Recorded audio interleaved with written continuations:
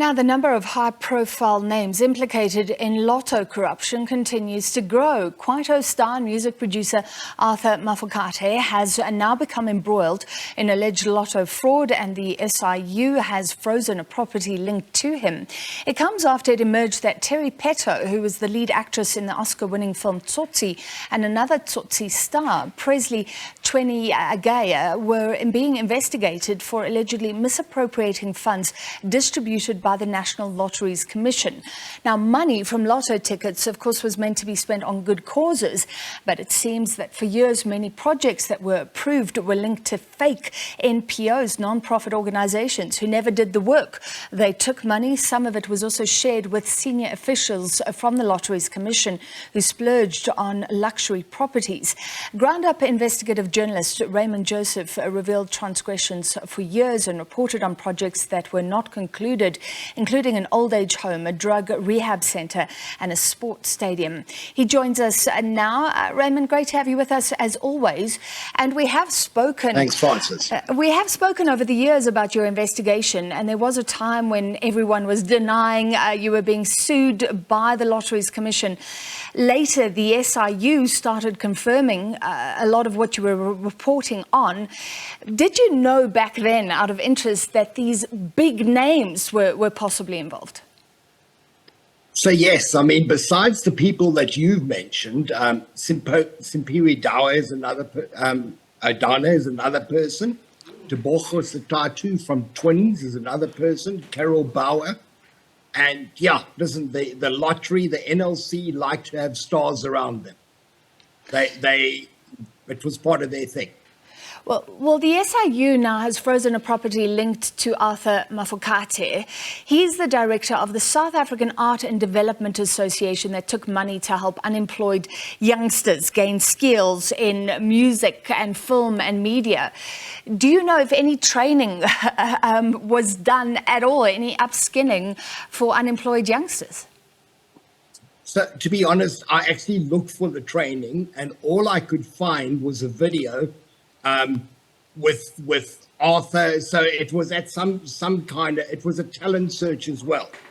And it was at auditions going on there. That's all I've found. As far as training, I can't say it didn't happen, but I cannot find evidence. But that doesn't mean it didn't happen, honestly. Terry Pheto and Mafokate and many others have denied wrongdoing. And I'd love to know your take, because a colleague asked me yesterday, did I think it was possible that people took money not knowing they were part of some scheme, that kickbacks were involved, they were innocent? Is there any possibility?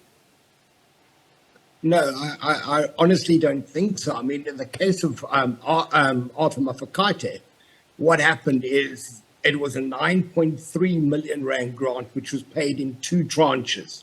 The first tranche, I'm not sure how much was used, but nothing happened. But when the next tranche came through, the vast majority of that money was transferred into one of Arthur Mafokate's from an NPO into one of these private companies. From there, it moved into a bond account. It moved to another account, and eventually it looks like 1 million of that money actually went as a deposit on the guest house. What happened to the other money that went in these accounts, I don't know. But, you know, people are saying, well, we're innocent. I can tell you right now that the SIU has really followed the money, as I've followed the money when I've been able to get hold of bank accounts. But, you know, as a journalist, you can't walk into a bank and ask for bank accounts. But certainly they followed the money through these various accounts, and certainly a judge, and when they get these orders, a judge wants to see the evidence. The orders wouldn't be granted without the evidence. Simpiri Dawa, there's another example. I mean, she got 500,000 rand to stage a concert several days before. I mean, there was no real process. Tebogo Satatu, he's the Gospel Association of South Africa. It's dormant. If you go to their website, there's nothing there. There's 10 million rand there. Carol Bauer got millions to stage a it's a woman in arts and theatre and that sort of thing. It was really awards. No, they had to know, they had to know, and how the money was used is more importantly whether they knew. Yeah, they knew. They had to know. Yeah, I agree with you. I was just interested in your take, because presumably the people here would have signed contracts or entered into some agreement saying they were going to do X upliftment, X for the poor, but they knew they weren't doing that. They also knew that money was coming into their account. They were using it, and sometimes they were sharing it with National Lotteries Commission officials, so giving some of the money back, making the circle bigger. So they would have actually done those transfers.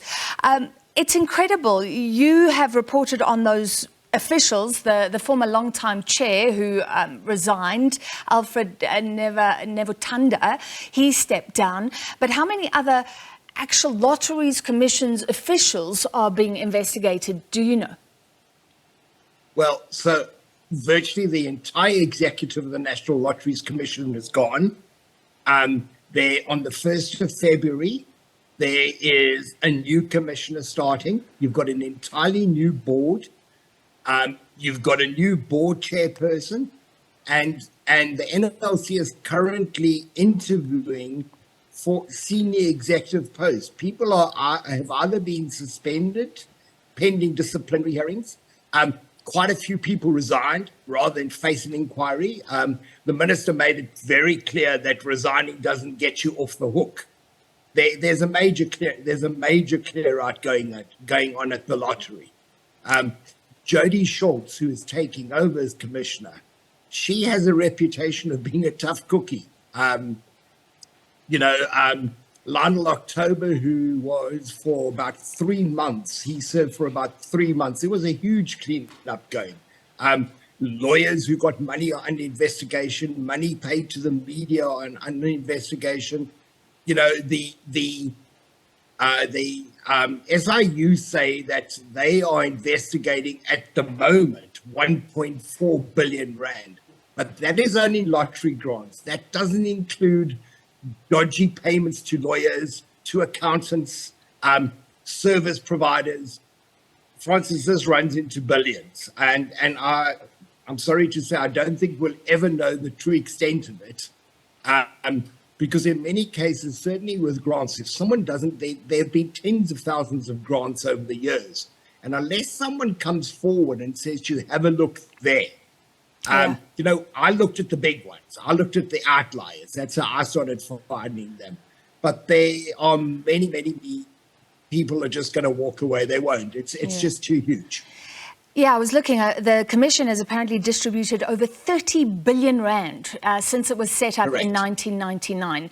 And it looks like there was just brazen corruption going on. So like you say, we have no idea how much of that or how little of that was actually used to uplift the poor. That was the whole idea. The money trail, it does seem is quite straightforward, and there was brazen spending. I mean, the SIU spoke about a former board member spending 6.3 million on a Rolls Royce, and they can follow these payments. Alfred Nevutanda. Yeah, so they can follow these payments. Why has nobody been found guilty yet? Do you think those prosecutions will start to come? Look, the hawks have been absent in this thing. They've been missing in action. The NPA, very early on, there was evidence about a guy called Leslie Ramolifo, an attorney. Very early on, the NPA declined to prosecute, but something very significant is happening. So bear in mind that the SIU is not a prosecutorial authority. Their mandate is not to prosecute, it is to recover money state money stolen by corruption.